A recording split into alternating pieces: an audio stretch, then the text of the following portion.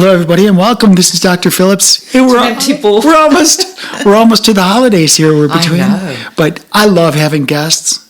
But I also love having you here, just talking to us. For those of you joining us the first time, this is Soul Decodes. I'm with Sarah Tirri. Hello, everyone. Nice to be back. Episode number 70. Good to see your smiley face. Yeah. Thanks for joining us last weekend at a little gathering. Yeah, that was great. It was fun. Good food. Thanks for bringing some Yeah, that was things. a hit. I bought, what were they called? Maduros, which are plantains. And they just get sticky and sweet when you cook them. But people were fighting over them. They really were.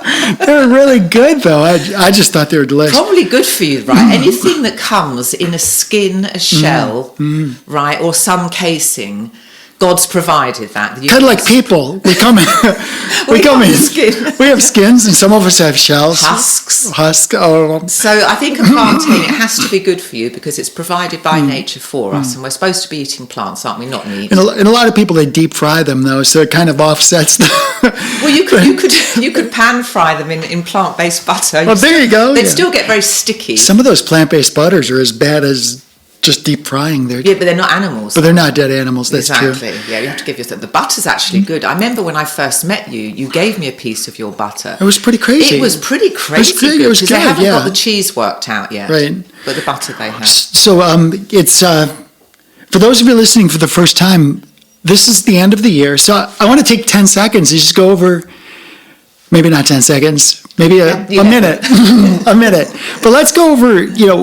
70. Well, this is episode 70. We've covered your books, which is related to consciousness and the Matrix and different ways of thinking about religion. Decoding the soul, which is central. We've covered conspiracies. We've covered monetary systems. We've looked a little at politics, entrepreneurship. We've talked about plant-based medicine, health, the mind, the ego. Mm-hmm. So for those of you who missed any of our other episodes, there's a search box. Just go to souldecodes.com. The landing page actually has our current episodes. It also has a search box. So if you look for a key term, like somebody was asking about our episodes about mental health, just go type in the word mental. Yeah, there you go. And you'll get like 4 or 5 episodes. Good. So that's great. And same thing like plant-based medicine, just type in plant, and then you'll see all the episodes that related to that. The episode we did recently was about grief. So if that's something you're going through, that might be a good one. And there's a lot of people. I actually saw other people sharing that episode on social media. Oh, nice. So it was a great one. It was Sharon's so beautiful in so many ways. I like it. When I meet English women, there's something that's there that isn't with American women. And they're a couple, but there's something in the British humour and I feel it with Sharon, and she does too, and I can't quantify what it is, but there's and it's deeply English. It's cheeky. Isn't it? Isn't that your word, cheeky? Cheeky. But cheeky, I like the term. I use cheeky a lot, even though I'm an American kid. Yeah. Cheeky's good. It's good to be cheeky. It's kind of good because it's like, it's almost like something, you both know something and nobody else knows. It's like our little secret, right. Type of thing. Yeah. I get that vibe. Yeah. And it's a humour thing too. It is. It's very, very much that. And there's just, it's very, very nice. But my best friend Smokey, now she passed away 3 years ago. She's from Minnesota, and I connected with her. So it's not that I don't connect with American women, but there's something about English women who are my age, and it's something to do with our culture and our upbringing. Well, it's there, and it's so tangible. It's interesting because you slice the demographic into 2 different zones. The one is a few different zones. Women from England, our age. So you sliced it 3 different ways. Yeah. What's interesting is there's this resonance. It's almost like a generational resonance. So even if they're not from England or not women, there's certain people like us who grew up in the 70s. Yes, well, I'm not in the 70s. I'm not claiming that I grew up, but I'm saying I was present. You might not have done. I was present at an early age in the 70s. I'm still not grown up.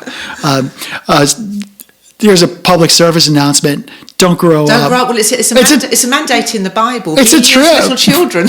It's a trip and it's a trap. I think be ye as little children, because you have to understand what that means, and it means you strip from the ego's not there. Children, they develop that over time, but it's not there. So be ye as little children. It's coming back to presence and awareness and getting out of thought forms, which are egoic mind structure. Yeah, and the more, I never really heard the term thought forms until I met you and kind of deep dived into it. And for those of you just listening, pick up some of Sarah's books. We have links to them on souldecodes.com. Pick up some of these books. There's even like at least one of them that's free. That you have the free audio file. So, but this idea of thought forms is very relevant, because if you don't know that you're functioning within these structures or thought forms, then you're relegated. You're almost you're at their mercy. You're enslaved. You're enslaved to those thought forms until you identify them. Yes, and you've got to be the watcher. You've got to pull back and get into awareness and presence, which is the childlike state of mind. This is before all. I always hesitate going in there, because I know the way you present it is very relevant. And when I present it, it's my interpretation of it. But we're talking about the same thing, just different language, isn't it? And people, what's fascinating is I was watching just one of those YouTube reels, or one of those really quick, minute and a half. The 3-minute thing or whatever. Yeah, I watched those. And there's this girl that did this fascinating job. She actually took the Fibonacci. Do you know what the sacred geometry is? So there's a Fibonacci sequence. A Fibonacci sequence is when you take 1 + 1 = 2. Right? I should actually draw it out on the board. You take two numbers and add them up. So 1 + 1 is 2. Then you take 1 + 2 is 3. And then 2 + 3 is 5. And you keep doing that sequentially. And if you add them up, you get this sequence. It's called a Fibonacci sequence. And there's so many unique aspects to the Fibonacci sequence. And you mean geometry? So this is taking a shape of some kind. It touches everything. It touches everything in human existence. If you looked at the ratios of the Fibonacci ratios, if you look at somebody that you perceive as beautiful, like the beautiful face or a beautiful art or a beautiful seascape or landscape or a painting, there's some of them you look at and you're saying, oh man, that's hideous. And there's others like, I can't explain it, but that's beautiful. And they've got this Fibonacci But they've got these ratios. Yeah. Some people call it the golden ratio. And we'll get back to this just as a segue here. It just came into my mind. So my mum did this oil painting. She painted in oils of this racehorse, and I treasured it for years. And my best friend Smokey, who I just mentioned, she came in and I hadn't shown it to her. Now, she was a pony girl and she trained racehorses. And she went up to it and she just pointed at it and she said, the neck's too short. And then I couldn't not unsee that, and she was right. So this ratio that you're talking about, and there was always something slightly off by it, and then she pointed out what it was, and it would have been the ratio of the length of the horse's neck in proportion to its head and its body. So, and she pointed it out, and I was actually happy to know that. But what you're saying is it was disproportionate to what would have been aesthetically pleasing. So I use these ratios all the time. I first started learning about them like probably 30 years ago, but they're as relevant. The Fibonacci the Fibonacci sequence of Sounds numbers. Sounds like feminazi. Fibo, F-I-B-O, Fibonacci. Fibonacci. So I'll put it in the show notes. Yeah. But it's really important to understand that when you look at things in nature, even like a seashell, how a seashell is this spiral, and it starts off small and it opens up into this big opening and it keeps going forever. You could actually apply it to virtually everything in life. Now, I'm applying it because she took that spiral that you'll look at this spiral. It starts off small and opens up into this big thing. She did it in reverse. So if you think about yin yang, or you think about, we talk about the divine feminine and the sacred masculine. One of them is an outward spiral, and one of them is an inward spiral. Both spirals are sacred and they're divine. One is more of an inward energy and one's more of an outward energy. So what they would call the yin energy would be the feminine, and the yang, or they pronounce it different ways, but yang The American English is yang, right? But they pronounce it different ways. But the concept's the same. You have this spiraling. There's a Fibonacci spiral, golden ratio. It spirals out. That's more of a masculine energy. It has nothing to do with what's in somebody's underwear. It's just an energy statement of an energy that goes out and an energy that goes in, and they do it back and forth. And this is the balance of life. Rhythm. That's the rhythm. Those are the seasons. It's all relevant. Everything around us is this sequence of seasons and rhythms and harmonics. It's all related. Well, what this girl did was she took all of the bad events that have happened, like in recent history, the past 30, 40, 50 years, and she plotted how long it took the world to start questioning it. So, like, you could do any event. So she started with like 9/11. Yeah, it was like 22 years or some number. I forget the numbers, but basically, she plotted it and she put it on the arc, and she said it took 22 years for people to start questioning that, and then there was this. The scamdemic, I call it Novid, which is the scamdemic. It took so many years for people, but it was only a fraction. So it was a reverse. It was a return to the divine feminine. It was a yin. I wonder whether because the COVID would have affected everyone potentially. But so did 9/11. Yes, but people would see that as more abstract. They wouldn't see this as an immediate effect to their children. And that might have been why you had a very intense reaction to that, because people can distance themselves from something like 9/11. We don't know who it is, what we can do about it. And then, but COVID, I mean, that was just a panic. I mean, this was just, I remember, I actually didn't panic at all. I had no problem with it. But that's my point is there's that one I can see being a small amount of time. But then even now, like, most recently there was this idea of, Donald Trump getting shot in the ear. Yeah.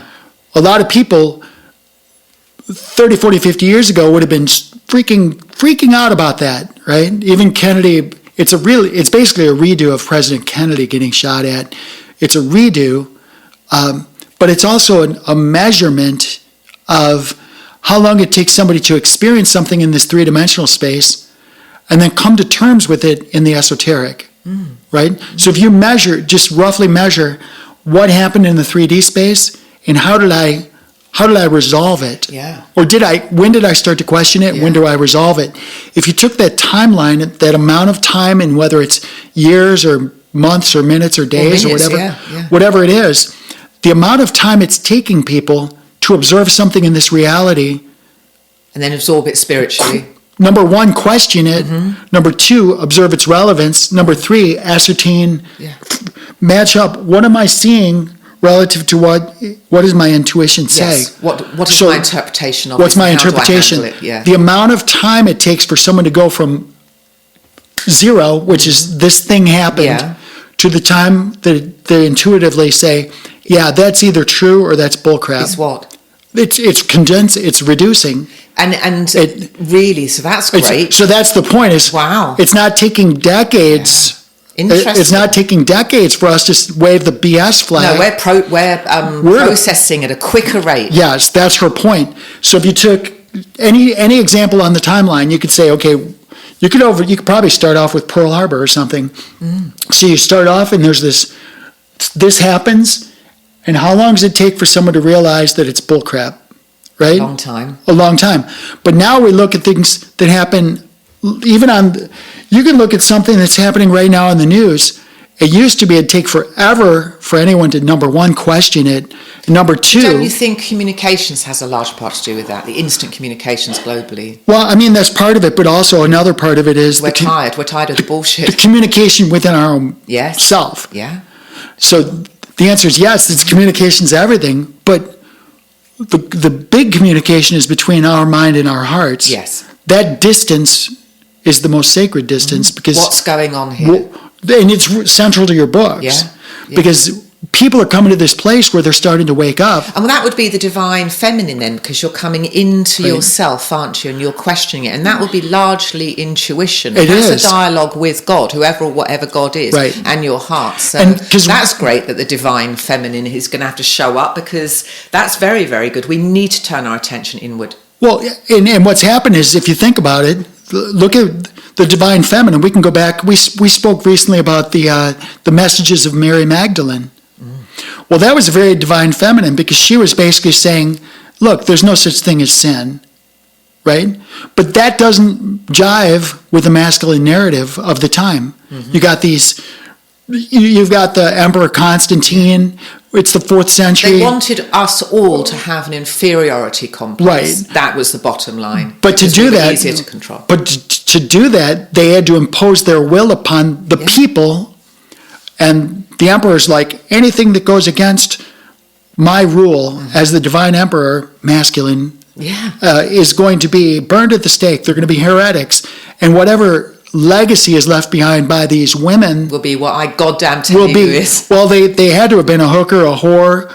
They had to be a slave. They had to be something, because they couldn't be majestic. They couldn't be divine. Well, they couldn't have an opinion. They couldn't even have an opinion. And even as recently as the 60s, whatever, you can't vote, you can't own land, you can't have an opinion. Yeah, well, that's all changed, thank God. You can't even show your face in some countries. Yeah, I know. Put this damn thing over your body, woman. And all of these things. So we see this restoration of this divine feminine, and it's on the timeline that this girl did. She said, we're at a place now where somebody can put something out there, and it's not a gender thing. This is not a guy-girl thing. No, it's an energy. It's an energy thing. It's external and internal. It's those two. It's waking up to where is the power. It's within.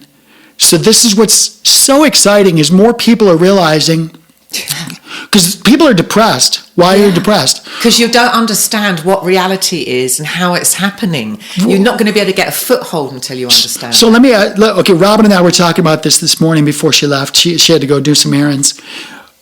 We were having our coffee, because we always have our morning staff meetings. We have coffee and just sit down and talk about stuff.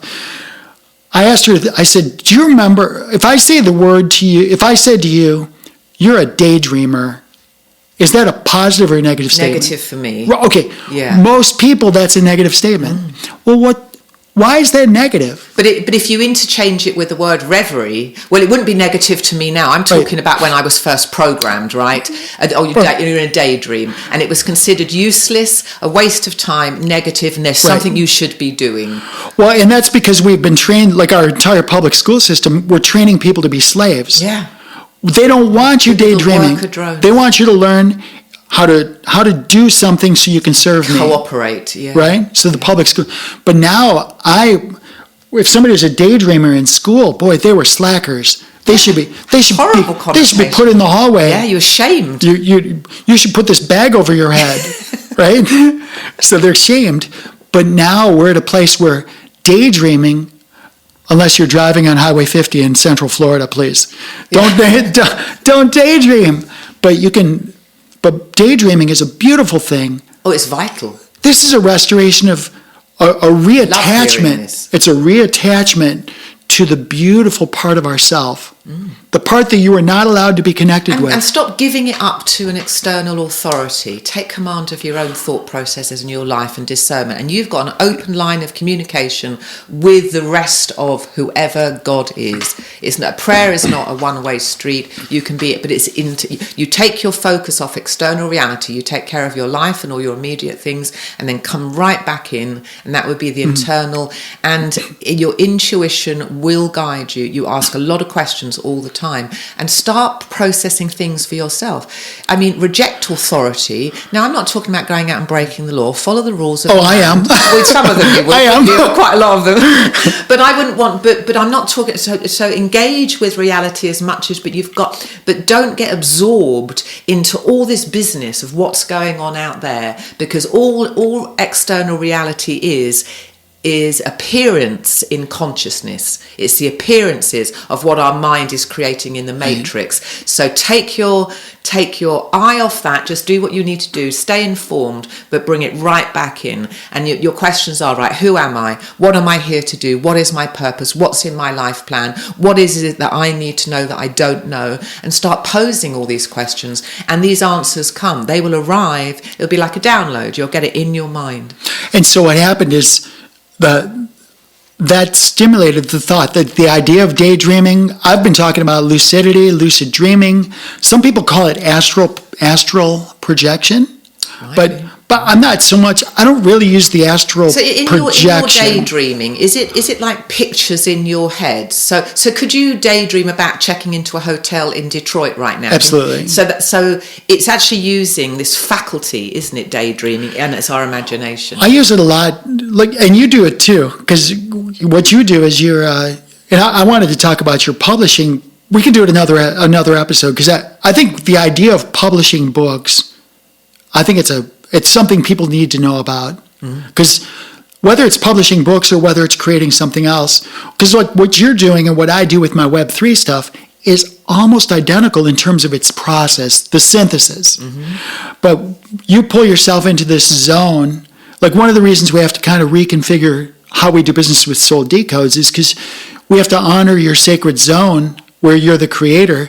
But what you're really doing is you're building the structure within which you can have the autonomy. You're giving yourself the space to daydream, to bring forth that part of you without interruption, right? I mean, that would be the writing part of what I do. That's that's the writing part. So I think that if we pull this all together from the macro, which is the outside world, this three-dimensional Earth space, something happens. We're at a point now where instead of just saying, oh, well, that thing happened, we're asking questions. Why did it happen? Who is the agonist? Who's the protagonist? Who has the most to gain from what that thing is that just happened? Who's blaming who? Why would they blame somebody else? Those questions used to take years and years to do. Now we look at it and we can intuitively say, well, that doesn't seem right. Why did that happen on the anniversary of 9/11? What are the odds of this, and this happening all at the same time, right? So we're getting people to start questioning things around them. Yeah. That's the macro. Yeah. But we can also... They've lost respect for authority, and you should lose respect for a lot of authority and start working this out for yourself. And now we've got the information at hand. And you mentioned, you talked about external authority. I'll put out there that there is no such thing as external authority. That the only authority is within you. Okay, that's just me. Let's make the distinction between the authority for me would be going 55 miles an hour on 33, whatever the speed limit is. Now, I often go faster if there's no cars on the road. You're a maniac that way. But that's what I mean by authority. And I have to pay taxes. There's certain things I have to do to comply with the laws that keep things running. But other than that, I'm my own authority. I'm sovereign. And again, this is a different discussion for another time, but you and I always seem to come to this point where we have this discussion, because the idea is that my question would be, can humans coexist peacefully without somebody telling them how to do it? Have we ever? Can you answer a question without a question? So ask me the question. So have we ever? Is it? No, I'm not saying together? Ever. Okay. I'm not saying ever. Could we? I'm saying, is it possible for people to coexist without an external authority telling them how to do so?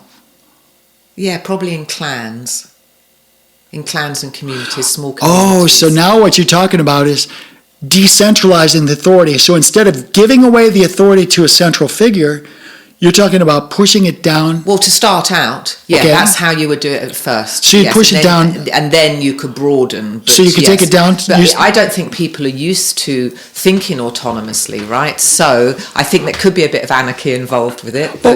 Well, when you say anarchy, is that a bad thing? No. Anarchy it's going to be a disturbance until you get to something good, right? That's just how it's going to be. Anarchy would be rulership. archy is rulership, Like monarchy. right? Monarchy is one ruler. Anarchy means without rulership. Yeah. So if I'm anarchist, it doesn't mean I'm going to burn buildings. It means I'm without So rulership. how would you, if you had a community here and you're out on Phillips Island and it's beautiful, how would you not say that you can't go faster than 45 miles an hour on this road? So here's the way it works. Would everyone, so there would have to be some authority to enact basic rules. You can't play your music after midnight, not Biggie Smalls. So- you right. You've got to Right. toe the line. Wait a minute. You can't tell me what to do. So Well, it would be if you were but next to me and my children are sleeping. so let's play that along. First of all, let me ask you some questions first. First of all, I want to tell you one thing. Over the course of this year, that I've personally changed about myself. I've changed a lot of things, but the one thing, based on our discussions, that I've changed is you told me at some point prior that it's time to change the Constitution. Okay. Yeah. Now, I took that to heart, and I actually agree with you, but the change that I have in mind is getting rid of it.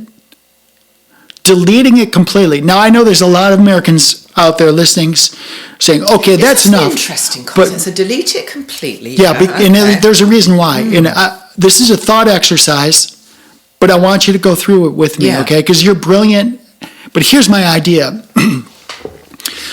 Under natural law, common law, there has to be certain things that exist. Like, you asked me the question about playing music too loud after in this neighborhood. Use that as a concept. Yes. And expand it to the country. Here's the rub I've got. We must acknowledge that we have the power within us. All right, we have to. If somebody else has power, Power of self-government, you mean? the self-everything. Everything. Self-reliance, self-government, self-everything. Self-everything. Okay, good. If I create something, it's mine. This is my property. Like, there's certain things that are mine, okay? Now, I'm not going to pretend to know all the answers, but I have these questions that are very compelling. Let's just pretend that you build Tirri land, and it's a beautiful estate, and you built the structure, you built the rules, you built all of these things associated with how Tirri land is going to function well into the future. And then your kids have kids. Now you've got great-grandkids. You're gone. And the children decide, the road's too noisy. The pollution's not right here. There's no good schools. For whatever reasons that they decide, they say, well, I kind of don't want to live in Tirri land, or I want to change the rules, or I don't want to do it. Whatever reason. Whatever. They don't want to do it the way you dictated, 3, 4, 5 generations ago. We're the great-great-great-grandkids. We want to do it this way instead. If they do it their way instead of the way that you said it, is that okay? The way, I have to go into tangibles of what that looks like. So supposing I built Tirri land in 99. So these are the rules, and they're my rules. And then 5 generations, my rules are going to be in force. They're going to be grandfathered in. You can only live on this property if you obey. Is that what you're saying? Well, I'm saying... Or you can get the fuck out and go and live in Colorado. Right? But you're asking, should the rules change over time? It would be, well, who was there first? So if I want to play Biggie Smalls till 2 a.m, I've built my house where I have no neighbours, and I can do that, and I do that. If you come in after that and you've built your house nearer mine, then I would think my rules have to stand because I was here first and this was my space. Okay, so you're going into the area of property. Yes, well, that's Okay. what we were talking about, Tirri land. Okay, Yeah. so let me remove the abstraction and let's talk about the U.S. Constitution. Let's pretend that the story about the Founding Fathers was correct. Let's pretend that the bankers weren't involved, the British actually lost the war. Let's pretend that that's all true, which is Probably not, because most of history is not true. Right. But let's just pretend the Constitution, 1776, the American Revolution, let's just pretend that that's all true and it happened as stated. And the founding fathers were not Freemasons. They were just good people, farmers that loved their family, loved America. They loved each other, and they really represented what was said on that piece of paper. So, we've got this Constitution. When you look at contract law, so just put the Constitution aside for a second. Now let's talk about contract law between you and me.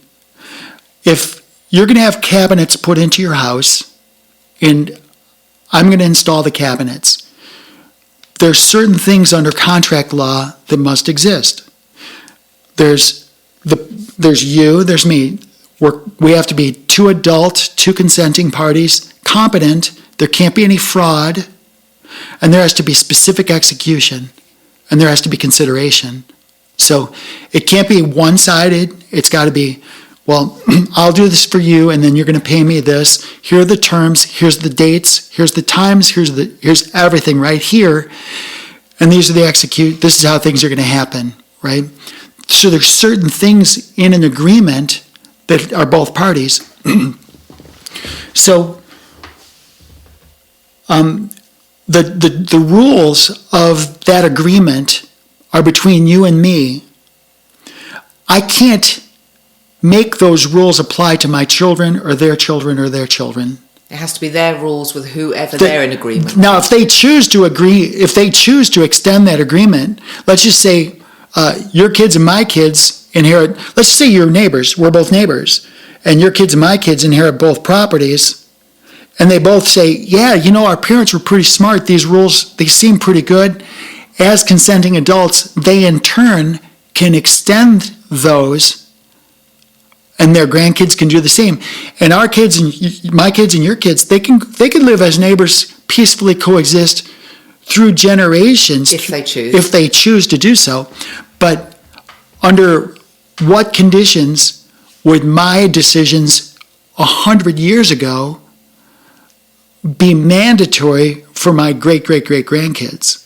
I think someone would argue what's for the greater good, and that would have to be established, wouldn't it? But are the conditions that you want to live life, is that in a consensus of people coming together considered a superior way of living compared to your children coming in and wanting to be different? Right. That's what would have to be ascertained, and that's what rules are about, right? But this is the rub. This is the rub, because we had to find that balance, because I could care less about a consensus, because the moment you say consensus or majority rules or greater good, what those things are saying, like they could all decide that the greater good means that you need to get a chip in your body that tells everybody where you are all the time. Well, no, I'm talking about ideas here, not things that are mandatory, okay? We're talking about ideas. Okay, so what I'm talking about is, where's the center of control? Where's the authority?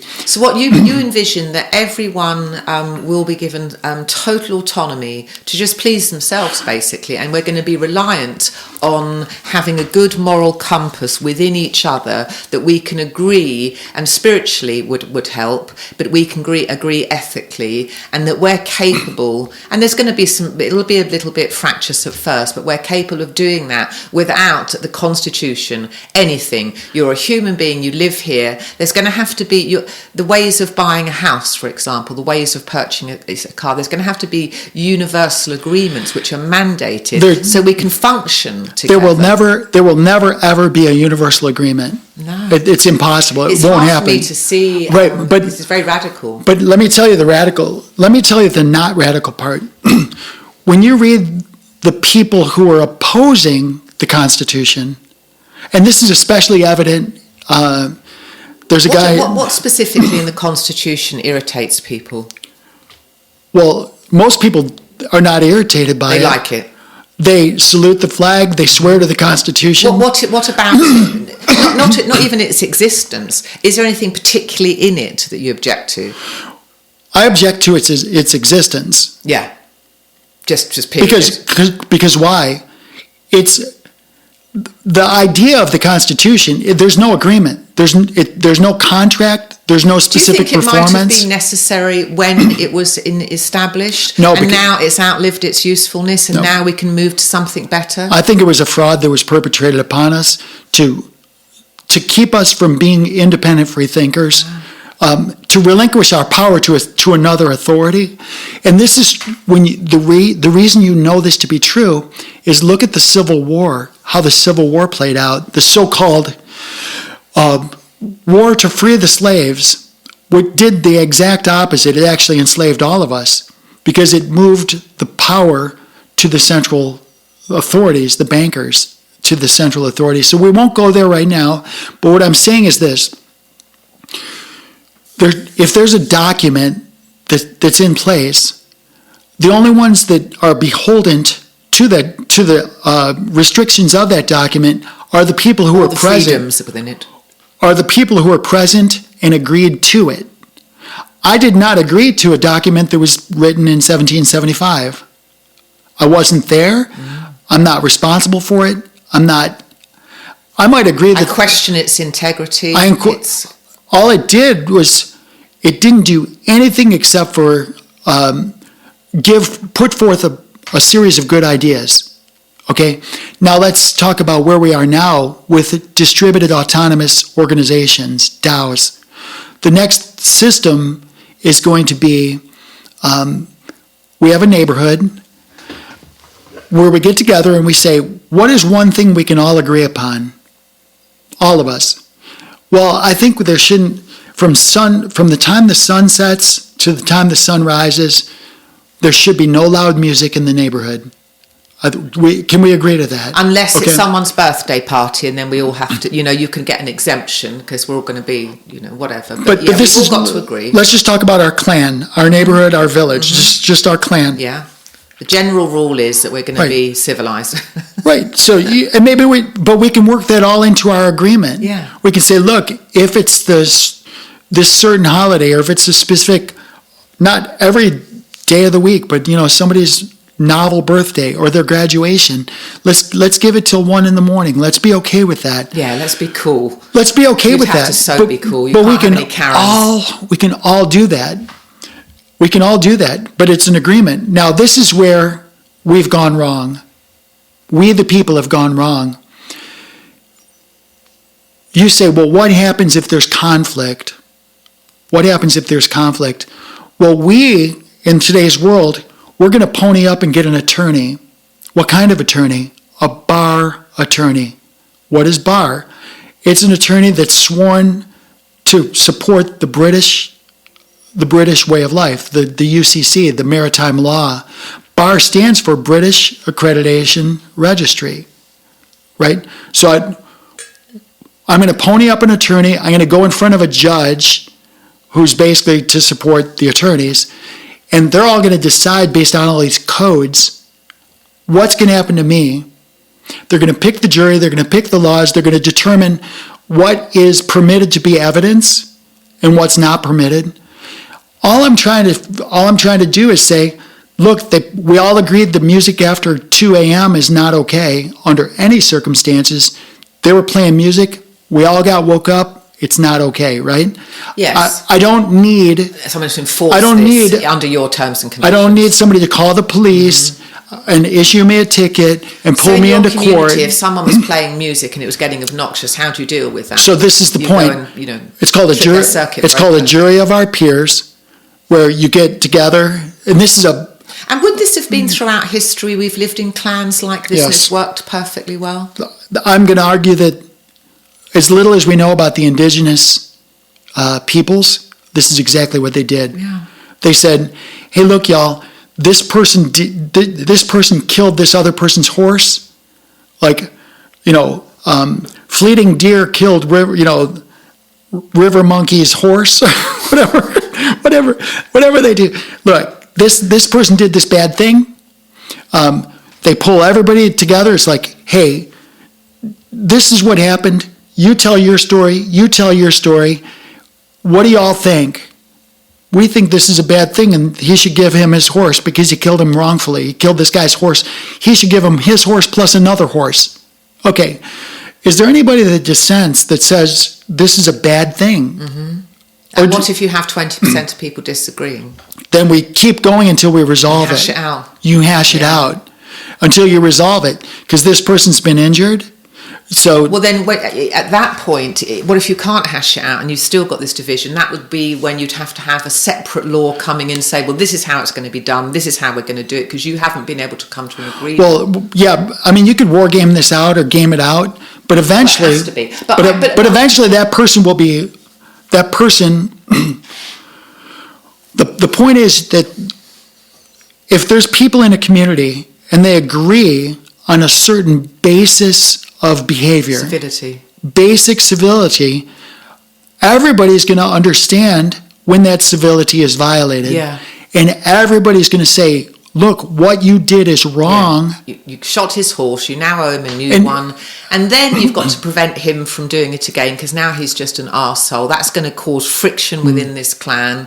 And then you're going to have to find a way of working that out. But at some point... someone's going to let his tyres down and, it just... But at some point, the jury of the peers... The jury of peers, free thinkers who are in the same community. I know Sarah. She injured this person while she was driving too fast. She injured this person, right? Those things do not require a central government to resolve. That should be pushed down. Now, if you had me killing someone on the side of the road and I'm in this community, who's to say that corruption doesn't get established early on and me killing that person is covered up completely and there's no ramifications? Because corruption can exist. And I mean, I'm not saying that will exist because I believe in human nature too, but that could exist. And so then I can kill someone. There's no penalty for me doing that. Right. And I'm going to say that there's probably more of a penalty because if you really truly get a bunch of people in a room that are aware, they're conscious, they understand their own divinity, they understand that you did this dastardly thing, you were irresponsible, and you took another life, I think that we're going to be to a point where people will say, yeah, you know what?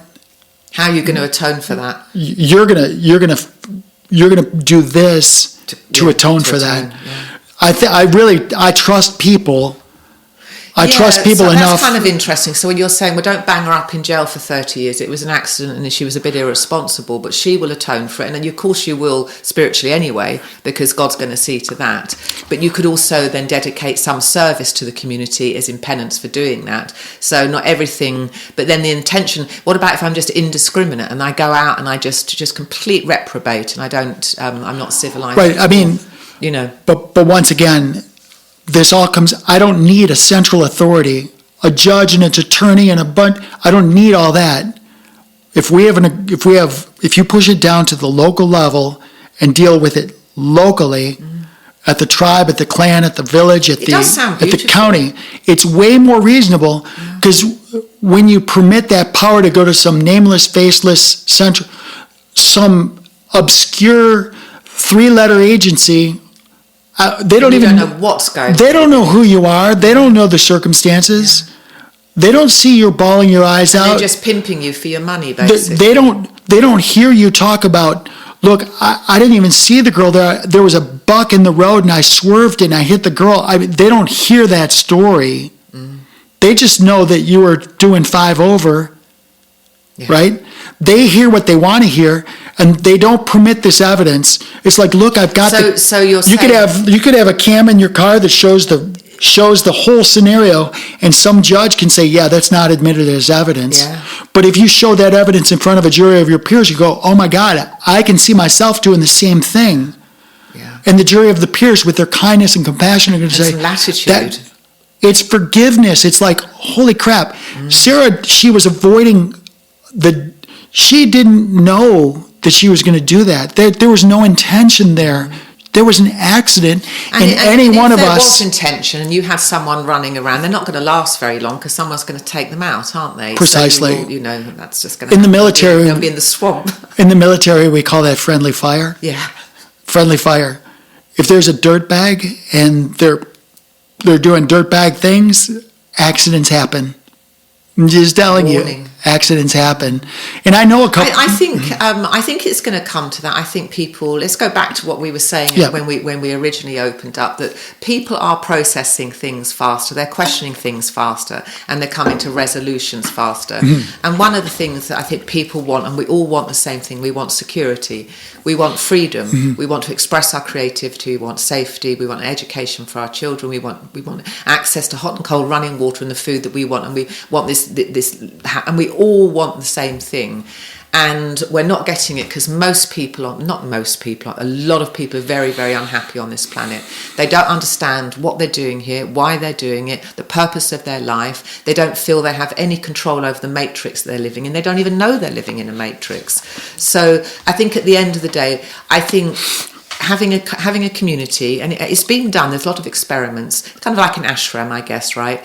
And I think that a lot of people will decide to choose a simpler way of life, and being around people they can fellowship with who have like minds, that would be very important. I love it. Your values, because not saying that everyone has to be an echo chamber for your own value, but actually having someone that thinks a lot like you do, perhaps spiritually or politically, it's quite nice because you can fellowship on that. I've always said that friendship is based on common interests. Mm-hmm.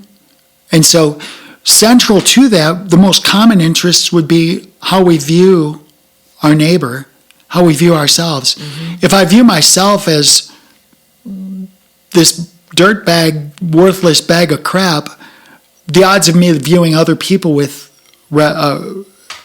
any degree of respect is pretty small. So it says more about you. There's some value, and like I know that you value life, and you have this level of ethics and this morality and this rational cognitive capability. I value that in my friends, and I try you've got to seek it in your friends, but you've got to become that yourself. You have to become the change, and that would be the thing. Wherever you are, you want to be creating the world that you want to live in, and then bring that right back on yourself. Who do I need to be in relation to everyone that I want to be around? So you brought up this point about people have lost control to the matrix, and we never use the word control or authority. Well, I don't think they have. But my question is, whose fault is it if they have lost control to the matrix? So I'm seeing the matrix. Everything in external reality is just an illusion. That what we're seeing in external reality are the appearances of consciousness. So we've projected this because we're each projecting this matrix that we're living in, the quantum field, is mirroring back to us directly our state of consciousness. So when you've got all these institutions and they're all taking advantage, man has created this because man himself has created this consensus reality.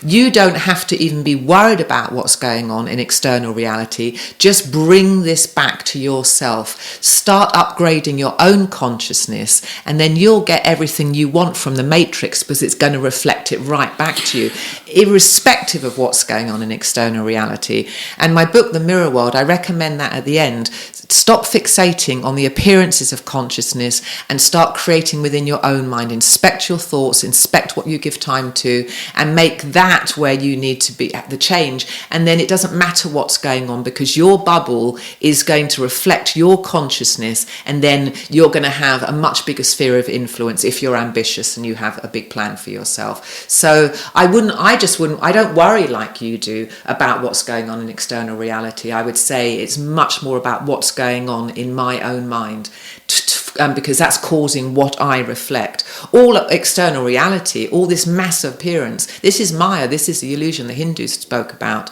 Don't worry about that too much. Just really and that's what we started out, bring your attention, reverse it, bring it right back in, and take a look at your mind, inspect it, and you can get rid of thought forms, but you might have a lot of shadow work to do. You might have to deprogram yourself. So I fully understand what you said, but I'm going to push back a little bit because you said you don't worry about the external reality like I do, but at the same point, you're talking about this collective consciousness. Well, that collective consciousness would change if we all upgraded ourselves. It would automatically change. But that's my point. How can I... first of all, I'm not worried. Yeah. Okay. The worry is that. Yeah, it's not the right use. It's not the use for me, and not for me. Curious more. When I see things that are happening in this space, well, first of all, is it fair to say that based on what you just said, is it fair to say that if somebody perceives that they're being controlled by the matrix, that that's actually something that they desire? Project, yeah. They actually desire the control.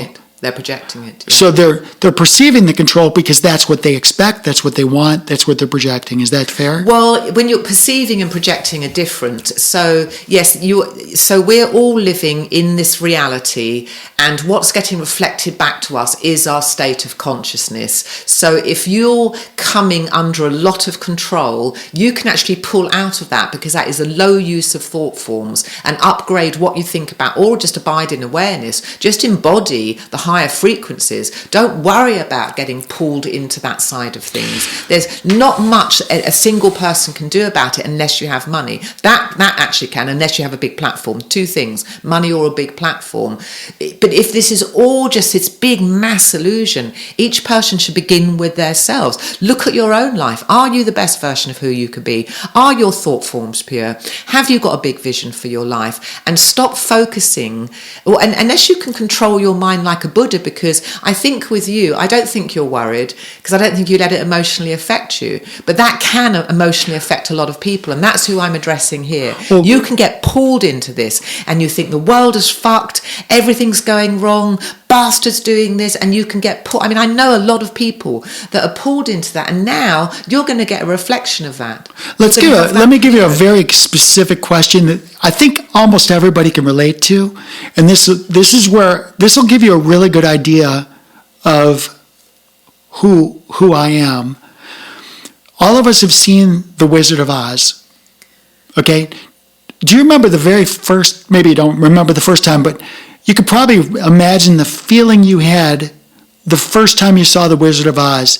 You saw the journey, you saw the tornado, you saw the fear. We saw that old lady take Toto away. Right, you saw all these dastardly things happen, and then you go in and there's the Wizard of Oz, and it's scary. He's a phony. And he's scary. Yeah. And you're like, oh my God, don't go in there. And everyone's, you have to really project all of the illusion that was put in your face and all of the fear tactics put in your face about this Wizard of Oz and how in control of everything, and you have to go and worship this wizard.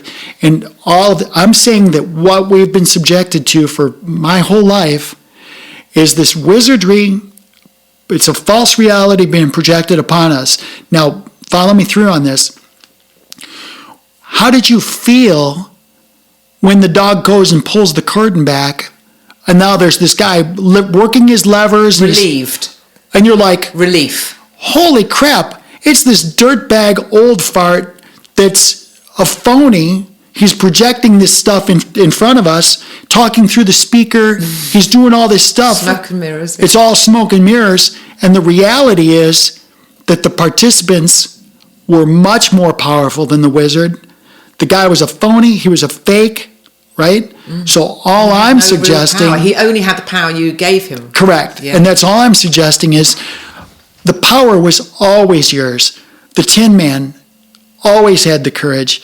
The straw man always had the heart, or the lion, or whatever. I forget. Yeah, the lion was courage. But yeah, I forget. It was like, the Tin Man. He was a bit of a wuss. All of them always had those beautiful things, but they were lied to. Yeah. They were lied to their entire lives about who they were, what's their nature, and it didn't really come out. And so there's this. They got gifted this heart. They got gifted this bravery. They got no. Nobody gifts you those things. It's inherent. You have those things. And if you don't think, and I do this, I'll wrap up at least my stuff with this. I go to these Chamber of Commerce meetings and stuff, and we get to introduce ourselves for, 30 seconds? And I don't need anything from the chamber. I go there for social. And I say, okay, I want you to repeat after, this is my time, my 30 seconds. Say, I am beautiful. I am powerful. I am completely free. If you can't say, I am beautiful, I'm powerful, I'm completely free. You've got to believe it, not just say it. If you can't, that's what I say. If you can't say those things without a little uneasiness, if you can't say you're beautiful and if you say I'm beautiful and you don't feel it. Yeah, you haven't embodied it. Yeah. If you say I'm powerful, but you don't feel that it. would be the toxic positivity which is brandished around, and it's not. You've got to embody it. You've got to really feel it, but we've been programmed not to feel it. But I tell people, it's like, if you can't say I'm beautiful, I'm powerful, I'm free, I'm free, without just your skin just tensing up. If it doesn't feel right to you, then you need to ask better questions. Who's in control? Where's the power? Who's the authority? Where's the divine spark? Is there a God without? Is there a God outside of you? That's actually quite powerful. I like that. Yeah, that's really. Well, that gets them started and warmed up real fast, doesn't it? Oh, I start up really quick. Yeah. I start up first crank every time. They're excellent, though. I love it. I mean, it just wakes you up. Though. Well, these people, they want to come to the chamber and talk about, if you need me to sell real estate for you, come in. I'm the best realtor in the world. I'm talking right to the soul. I'm getting right to the thing.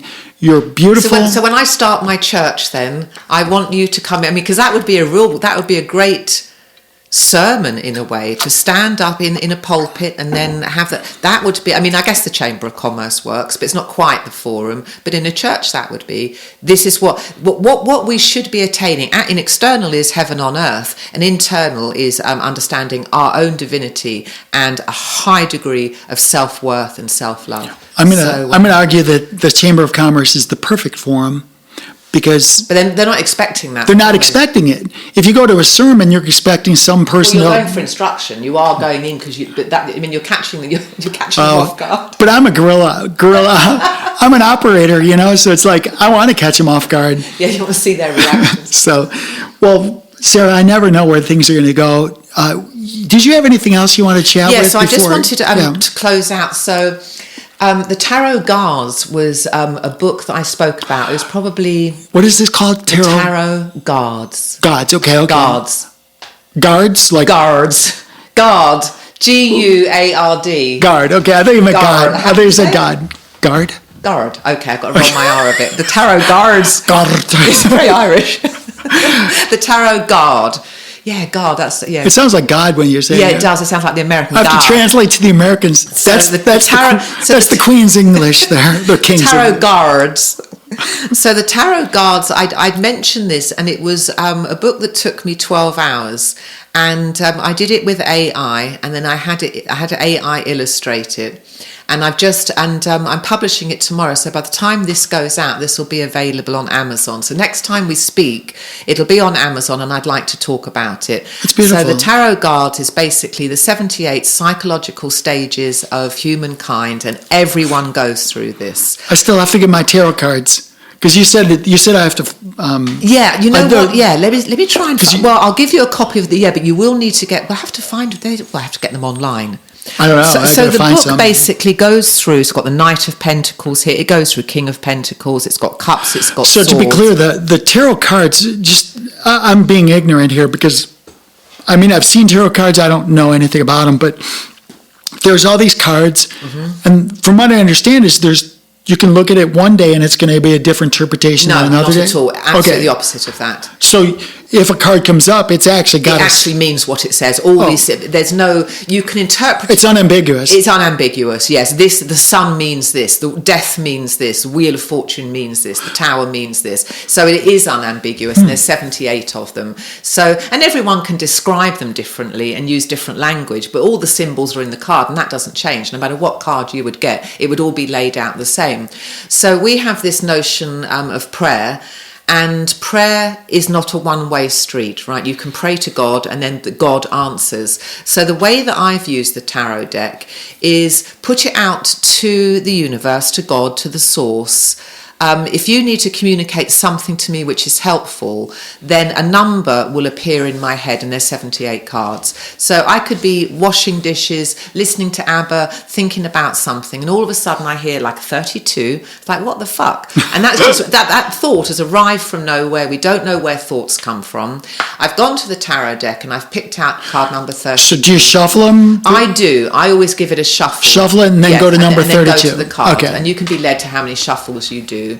And every time I've done it, it has been absolutely pertinent to what I either have been struggling with or what I need to know, or it gives me clarity. And some cards suck. Some are a real kick up the arse and some are really good, right? So I use it in terms of the Church of the Light Ages. So in terms of prayer, it's a way that the universe can communicate a complex theme to you, and you give the universe permission through the tarot deck. And this book is... you need a tarot deck, and then this book will give you the explanation of what the sun is, or the moon, or strength, or temperance, and you'll see the picture. This is just the working copy. It doesn't look like this. So the picture is on the right. I've got notes down here, and it will give you a depiction of the card, what the Church of the Light Ages, and that we live in a matrix and a quantum field says about the cards, and then what the tarot guard, who's on the front, what the tarot guard says about the cards. So it's a way, it's spiritual communication. That's how I would describe it. But I'm very specific. I allow it because ask and thou shalt receive. You will get answers. And so you give the universe permission to use the tarot deck. And I don't ever touch cards or pick one up. I only do it when I hear a number randomly in my head. And then I'll pick one up. And it's never really failed me. It's just like, holy shit. And then when you read the card, you realise, wow, the universe, I'm interfaced with the universe. That's what I realise. It's like, how did the universe know that I needed to know this about my psychology at this moment in Maybe time? because the universe is within you. It's right. I mean, it's we're like all interfaced, you're connected with it. Yeah, exactly. Yeah. So, well, it's getting to be a holiday time, and we're going to wrap up. Any closing thoughts for people as they listen during the holidays? Well, happy holidays. Don't eat and drink too much, and think about what you want to happen in 2026, and know that love yourself. You are very powerful. Don't listen to a load of bullshit about what you've been told about God. Work it out for yourself, and you'll realise when you go on that journey that you're ultimately divine. Divinity is not outside. It's beautiful. Thank you all for listening all year. This is episode 70. We're looking forward to you sharing it with other people. We love what we do. What we do next year might change up a little bit because Sarah's so busy and so am I, but I've got to write my novels. So The Starside Prophecy is my first novel. That's available on Amazon. I'm halfway through the second, so I'm going to be spending 2026 getting the show on the road with that one. And then there's a third one. It's a trilogy, and it's called The Starside Prophecy. And I'm not going to give you a spoiler alert because there's a lot going on in it. But that's what I'm going to be working on in 2026. I'm just glad you make room for me sometimes at the studio. Once a month I'm coming in. Yeah, definitely, darling. Yeah, and, we'll keep it going. I'm going to keep interviewing people even if you're not here. We're going to keep the show going. And sometimes I might have to go solo and cover some things. But I'm always grateful when you make time for us in the studio. Yeah, I've really enjoyed it. I've loved it. 70 episodes. It's been a real. I've learned a lot. I think so. And but we're gonna make the most of it. I'm actually gonna roll out some other work I'm doing. Right now, I'm working on. I just launched it. 17 Wolves, 17wolves.com. There's a lot of people who are going to be building the next internet with the next version of tools. Think about everybody having a device and being able to not search an internet. You don't need a domain. You can actually talk to your phone, and your phone will fetch the information. But behind the scenes, how does your Desmond know where to find this, and this, right? How does that happen behind the scenes? Some of us are designing that architecture, and it's going to be behind the fun. Scenes kind of gal. Yeah, that's great. You're such a geek. I'm a total nerd. Blessed are the geeks. Blessed are the geeks, for they shall inherit the earth. Exactly. It's lovely talking to you. Okay, love you, dear. Have a good holiday. Hope to see you more, okay? Yeah, I'll see you on my birthday. I love it. Take care. Bye-bye. Okay.